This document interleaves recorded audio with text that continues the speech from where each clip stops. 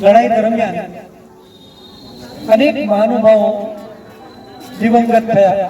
એમાં કેટલાક લોકો ચળવળ દરમિયાન બ્રિટિશરોની લાઠીના મારને કારણે મૃત્યુ પામ્યા કે અન્ય ઘટનાઓ બની. કેટલાકને પોતાનો આજીવન કારાવાસ સંભાળવો પડ્યો. પણ અત્યારે હું એવા વ્યક્તિઓના નામનો ઉલ્લેખ કરું છું કે જે રાજકોટ શહેરના છે, જામનગર શહેરના છે, સુરતના છે, આપણી આસપાસના છે.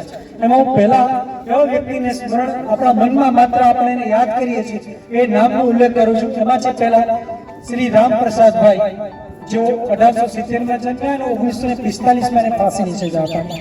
श्री लालजीभाई लखमसिंह, श्री गोविंदभाई रतनजी, श्री केशवभाई काशीराम परीख, श्री वजूभाई पटेल, श्री मुरजीभाई करसनभाई काटरी, कल्याणजी आनंदजीभाई, माधवजीभाई जेठालाल, आ उपरांत अनेक शहीदों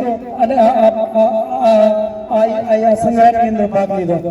तो राजकोटમાં જ માત્ર મેં આ 10 નામનો ઉલ્લેખ કર્યો કે જેઓએ આઝાદીની લડતમાં બ્રિટિશરોની ફાંસીને સહન કરી છે.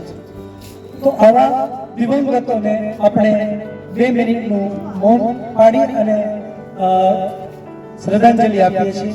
તો અહીંયા 2 મિનિટનું મૌન એવા દિવંગત શહીદોને આપણે શ્રદ્ધાંજલિ આપીશું.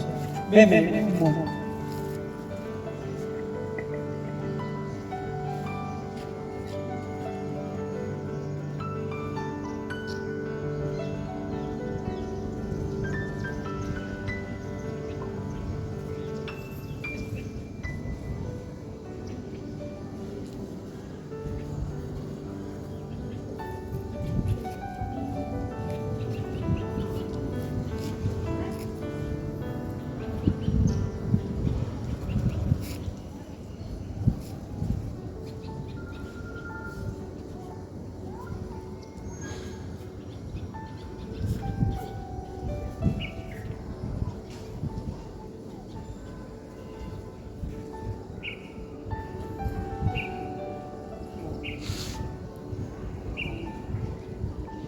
भारत माता की जय।